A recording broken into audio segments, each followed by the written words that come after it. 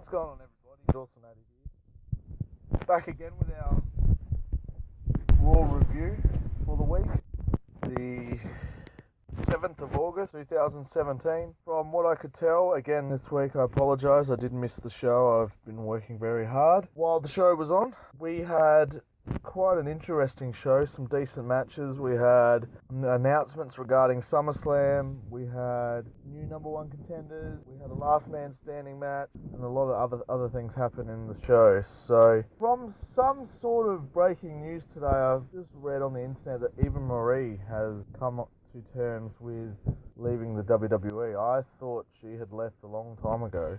Not quite sure what the deal is there, but I was pretty certain that she had already gone a long time ago. So good riddance. I don't quite like her or her gimmick. She was never a real wrestler or anything like that. So see you later. Go be hot somewhere else. So we started the show with The Miz kicking it off with Miz TV. The Miz demanded to face off with Jason Jordan. So he's come out there with his Miztourage and his wife. Kurt Angle's music hits, and from reading that and seeing the clip of it, I initially thought that maybe Jason Jordan had adopted Kurt Angle's theme song, and I thought, oh no, here we go. No, Kurt Angle stepped out instead and let him know that Jordan wouldn't be a part of Miz TV, but he had someone else in line for him. Brock Lesnar. I don't know, the beast on Miz TV seems like just a cheap way to get Lesnar on telly, but I mean, I'm sure he wouldn't say no to absolutely destroying four blokes. So Paul Heyman, at one stage in the promo, basically pointed out each one of the Miztourage, and then he's just basically sick to Lesnar on all of them. It's funny to hear the Miz say that he was happy to see Lesnar lose the title and go home, and he'll be happy to see him go. I mean, a part of me, I don't want to see Lesnar go, but I definitely want to see Lesnar drop the title. I don't want Lesnar to be holding that championship and just sitting at home anymore. I'm a little bit over that experiment. I didn't even really like it back in 2014 when he won the championship, so I don't really want to see him sit at home for another 6 months with it and not do anything with it. Quite happy for someone else to take the championship off him. So yeah, he completely destroyed everyone in the Miztourage and laid waste and won it out. We had the next segment with the two members of the Shield. We had Seth Rollins come out to the ring with that new Burn It Down music. I don't know if you've heard that, but it's the same music that he had the whole time, except for when there's that, that long pause that someone just in the background screams, "Burn it down!" I think it's because of his new game being on the cover of WWE 2K18, but it kind of doesn't really fit, to be honest. But so he had a match against Sheamus, and from what I could tell, it was pretty rough match. Sheamus is quite the brawler.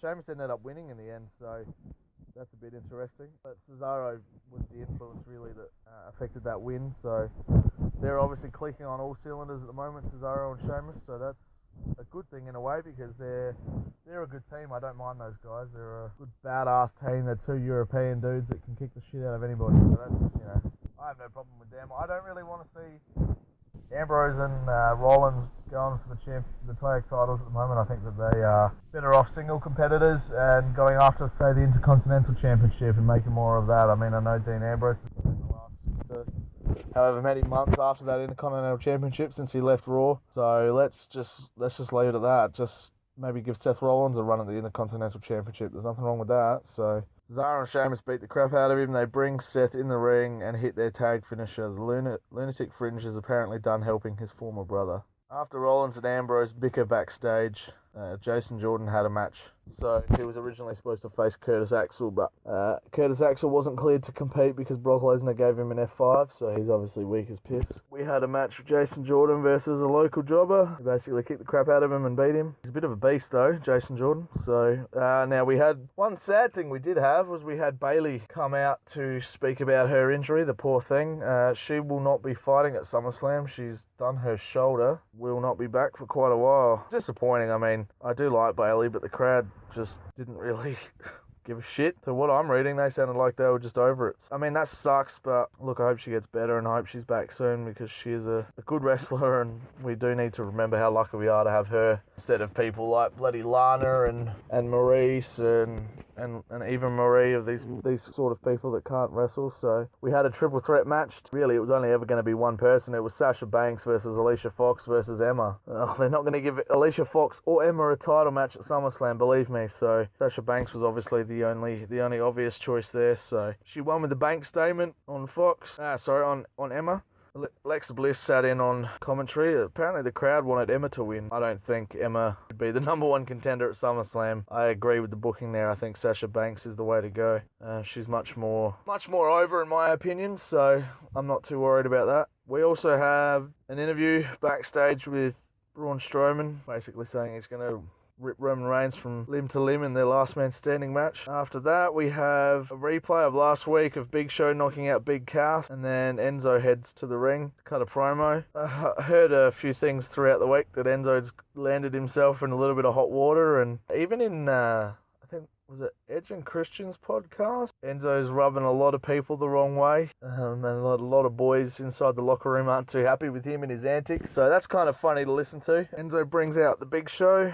They basically talk crap about Big Cass, and for some reason, Anderson and Gallows decide to come out and make fun of them. Big Show basically sends both men packing after they start the match. So it's a bit of an odd switch. I don't know if they're giving Anderson and Gallows come out and have a match against Enzo Amore and Big Show. Is kind of a random booking situation, but I mean, I understand they're heels, but yeah, I don't know if that's supposed to be a fill-in for Enzo to come back next week or something and destroy someone. I don't know, so it'll be interesting to see. But again, Enzo gets pinned by Gallows and Anderson, so nothing new there. We had Big Cass come out after the match and try and attack Big Show.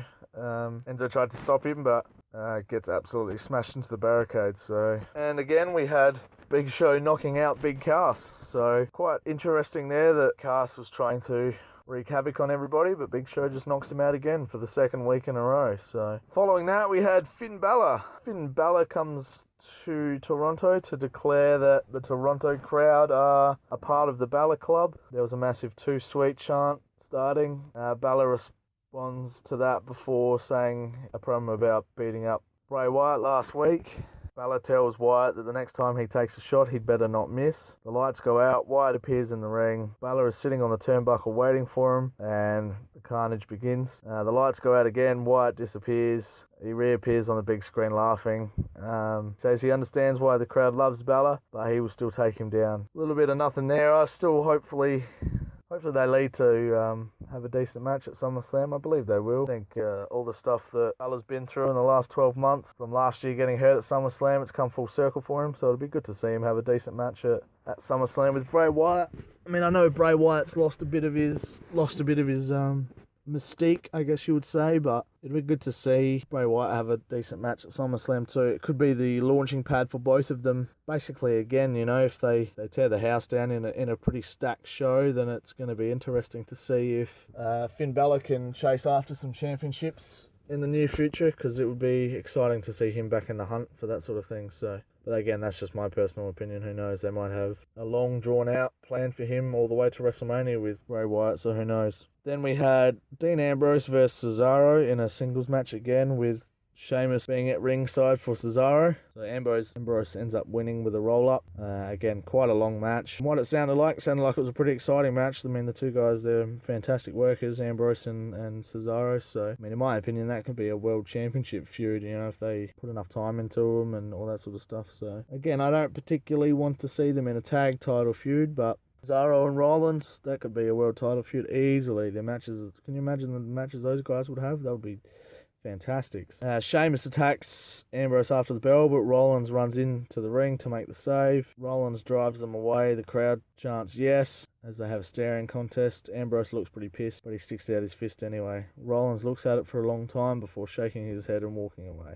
Yeah, I don't know what that means. I think that It could be a little bit of a tease, and I think that Rollins is just going to stick it up his ass. The cruiserweights in action with Arya Daivari versus Akira Tozawa. Tozawa got the upper hand and ended up winning the match. Not too much to report about that. Who really cares about the cruiserweights? It's not really... I mean, Neville was watching the match, but you'd expect Neville to retain at SummerSlam as well, wouldn't you? So, we had Nia Jax versus Dana Brooke versus Mickie James. So Nia Jax won the match.